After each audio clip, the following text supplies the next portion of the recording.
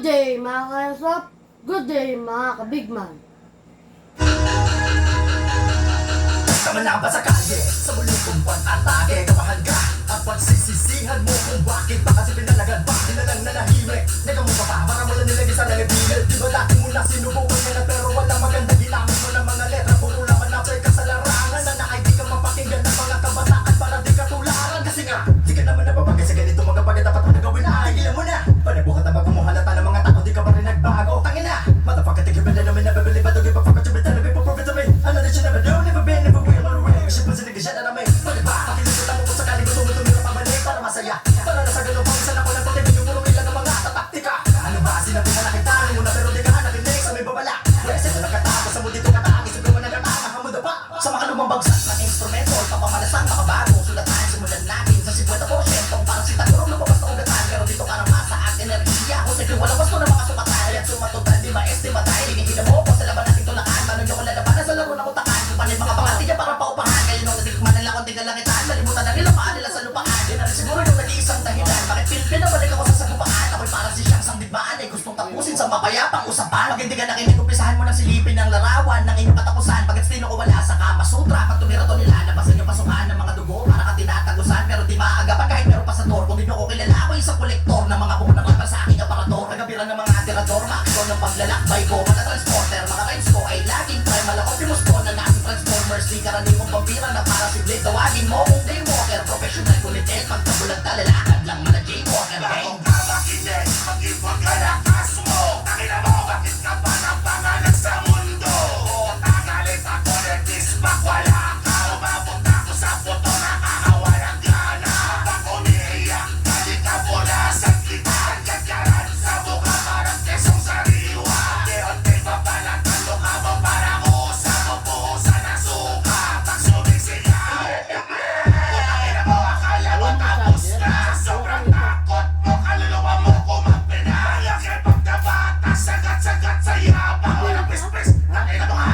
Labas mo ang tapa Ilalagay ko ulo mo sa mantilong Nagarapo Habang mata mo ay tila nakasubo ng mikrofon Kung gagawin ko yung magtunawan ko sawa Kapag nanonood ang iyong anak at ang-asawa Makaluman na bagsakan ng iba Bagsak ko dito Barit at tagusin sa bungo mo Asi dito Turon Kapag hindi nakapagtipito Bigla kang bumulatan sa pagdilim na paningin ko Sa tingin mo Kayo na pinakamalakas Mga ungas na puro kaya nga't madalas Umas takali na sa tugat-tugat Nasa taas Pero di kayang sabayan Nibelong aming antas Sakit tanggal ang angas mo Kapag nagkasubukan Walang panamay ang estilo nyo Nakapikat lang Itatagal ang mga to Hanggang magkaubusan Lalamang-lamang kayo O laro pa suputan Babawi lang na pagkamilibis na ang naabot So ng mga bobong rapper na di makasagot Nakakaumay daw ang distract at nakakabagot Ang daming palusot Ayaw pang umaming takot What's up mga pendeho? Kilala niyo pa ba? Ang mga nagpasimuno, ang mga nag-umpisa Mga naunang pumalaw sa pang-insulto mong taon Nagpahinga na kami ng botihoy Di ba kami tapo? Huli namin iya ang balos letra na bumapas na Di kami nagyayabang mananatiling simple lang Ikaw na rin ang nagpasyam Pagpusig di kami at sa mga bilin sa'yo Fuck you! Pakisabi! Ang aking dyan sa utak mo Ikaw ay nabrali Mr. Hotel kung may kaya Hindi mo kaya si Tanin Di kayo nakita ninyong di possible mga bunga Tumingin sa salamin sa tingin mo di masagana Talk shit, sinungaling Huwag mong balik pa rin Mahulungan ng corona Respeto sa amin pa rin Di mo kaya uwagin ang father namin binuo Paspasado ang alcohol na Tang ilayo Ang ina nyo Sa mga nakabalak na kami ay kalaban Okay, hello po mga ka-Airsoft. Magandang gabi po sa inyong lahat. Ngayon po may ihahabol tayo kahit gabing-gabi na meron pa rin pong pumasok, no? So may ihahabol pa tayo nabubulol ako. May ihahabol po tayo na review and unbox na unit ng ating mga bossing. Tabi sa daan, huwag kang mamangga Kapag si Big Man, nagdala naman tabi Saan sinira pero di pinasin Toxic vibe, rotin sa amin Nagka-problema, bumangon pa rin Laban lang kahit ilang saglit Dito sa Big Man, solid ang dalawa Tunay na negosyo, hindi lang yamangan Yon naman talaga, no? So, may hahabol tayo na unit na nirequest ng ating mga bossing for shipping dahil dito sa Big Man ay...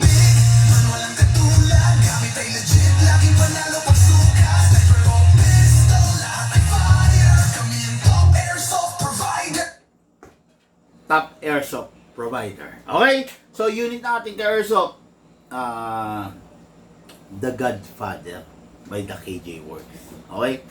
Ang Diyos sa lahat ng 6.0, ang Holy Grail sa lahat ng 6.0. Taglay nito yung isa sa pinakamalakas na FPS na pwedeng ibigay ng isang airsoft. Okay? Mga airsoft, linawin ko lang during the chrono test ng mga pistol, kahit halimbawa ito, supportado to ng 12 and 14, nagko-chrono test tayo sa 12 kg lang. Never tayo nag-chrono test ng 14 kg na gas at saka never tayo nag-chrono test ng mabigat na bala. Ang ganito, no? Tandaan ninyo para hindi kayo maloko ng mga dealer ninyo o kaya ng mga kung sino-sino dyan. Pag magko-chrono test kayo, for example, pistol, ang gagamitin ninyo palagi 0.20 grams na bala at saka 12 kg na gas.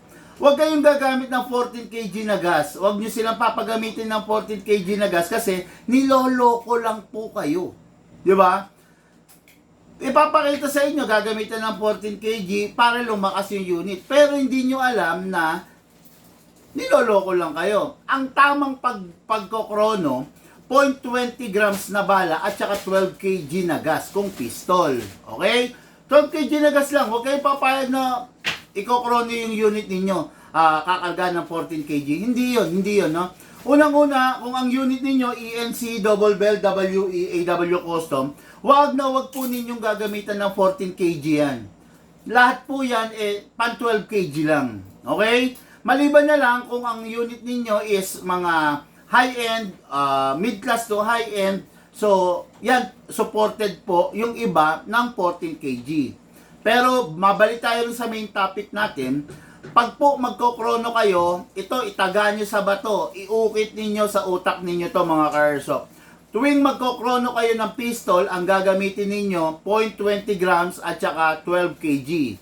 Huwag kayong gagamit ng 14 kg, okay?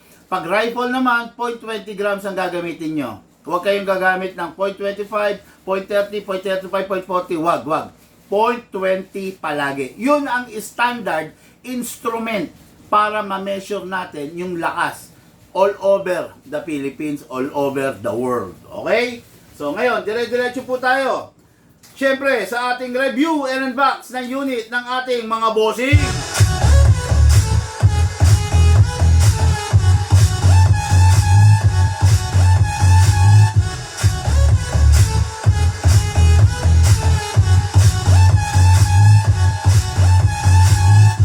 So ngayon, dire-diretso na tayo. Meron palang gano'n na magluloop, no?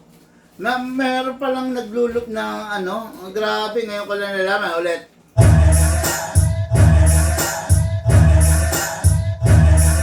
Meron palang gano'n, pero mas okay, gusto ko yung isa lang, no? Okay, so ngayon, dire-diretso po tayo, review and unbox tayo. Tapos, pwede pala hindi... If you want to know what you will look like when you grow up, first, Sorry. Paano alisin to? download and try it.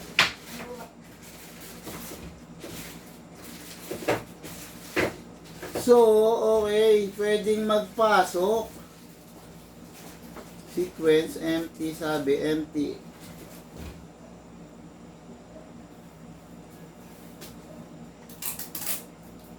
Drive. Sandali nga, may files.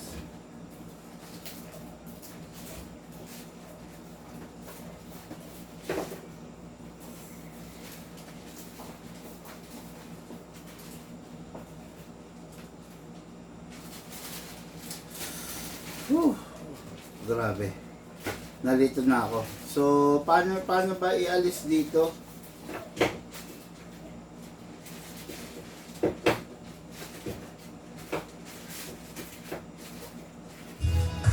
Okay, bumalik. Okay, ngayon po, no, ayun, yung sinabi ko, pag magkokrono, 0.20 palagi. Okay? Pag pistol, 12 kg of gas. Dinadaya kayo ng iba na gagamitan kayo ng 0.20 tapos magpo 14 kg. Hindi pwede yun, no? So, 0.20 tapos 12 kg na gas. Okay? So, ngayon, dire-diretso tayo mga ka-airsoft, no? Review and unbox ng unit natin, bossing.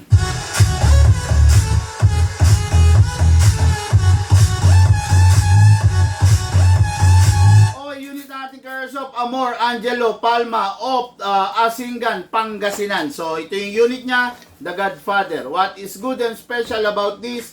This is a full upgrade, this is an upgraded unit. Okay? Yung unit niya, kasi natin i-lock manually, naka-fine tuning, naka-trigger job, naka-enhance big bore nozzle,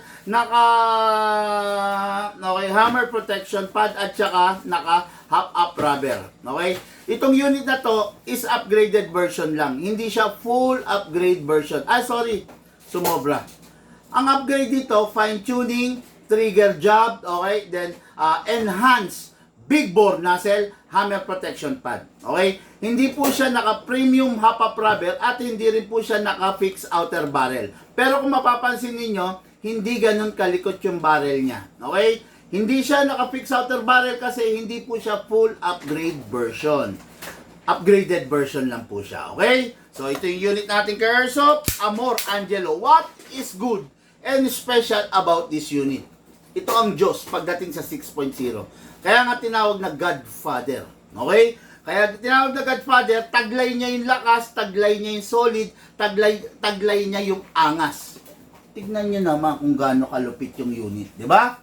Talagang napakalupit, talagang napakaganda, wala ka nang masasabi pa. Ito po yung unit ng ating ka-airsoft. Ngayon, number 1, punta tayo sa magazine. Ang magazine natin is always, forever, kailangan lalagyan mo ng silicone oil. Pag hindi ka maglalagay ng silicone oil, tandaan mo yung unit mo prone sa pagkasira. Okay? Dito sa Big Man, ituturo ko yan kasi yung unit nyo, ayaw kong masisira. Pag nasira yung unit nyo, ako rin na mapeperwisyo. Kaya yung unit mo, hanggat maaari, dapat huwag masisira. Kaya ituturo ko sa iyo kung paano yung tama. Okay? Press the valve, then spray. Ang dami nating customer na hindi tinuruan ng tama ng iba. Ngayon, nung natuto sila, dito sila sa atin natuto. Okay? Then, spray dito sa ilalim, sa inlet valve. Kunin natin yung unit kasa, i-lock manually, then spray tayo sa nozzle at saka sa slide stopper. Number 1, slide stopper, nozzle. Okay. Ngayon, hindi inahatak pababa to, ha? Pull back ang slide, automatic bababa to. Okay. Ngayon, itong unit na to, mga airsoft, is masasabi natin na bagay sa mga kalalakihan. Medyo alangan sa mga kababaihan kasi malakas ang recoil nito. Okay?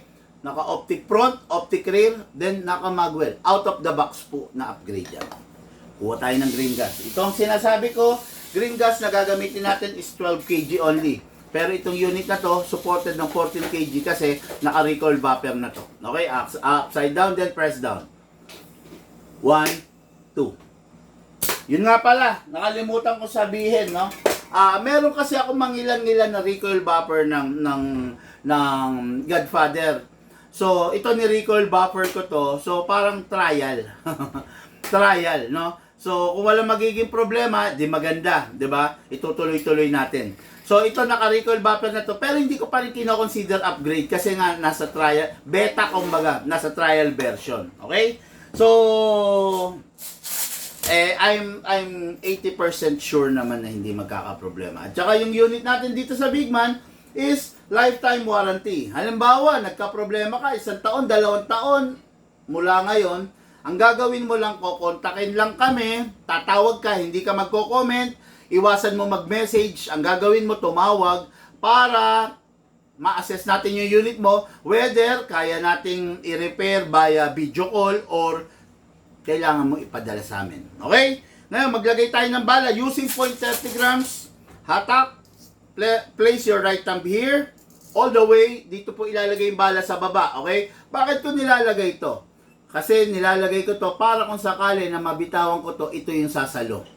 Pag ito, nabitawan mo to, possible mabasag tong maglip. Iwasan nyo yon. Pag nabasag yung maglip, patay na. Okay? Pump lang po tayo mga ka-airsoft. Pump lang. Using the speed loader ha. Yung speed loader, ganito ang silbi nito, ganito ang gamit nito. Okay? Pasok sa unit. Video.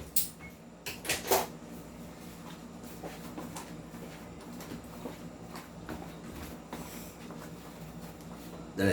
Mga ka-airsoft, unit ni Amor Angelo of Asingan, Pangasinan. Okay? Go. Pasok sa unit. Kasa. Ready to fire. The Godfather.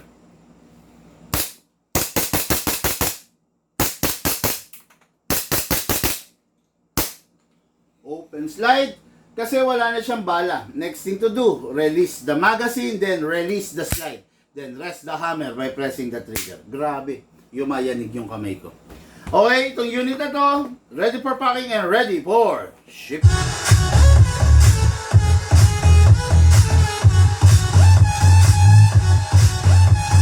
Mga ka-airsoft, lahat po tayo nagmula sa iba't ibang larangan, pinagbuklod, pinag-isa ng iisang libangan. Yun po ang paglalaro ng airsoft, atid po sa inyo ng inyong likod, Big Man.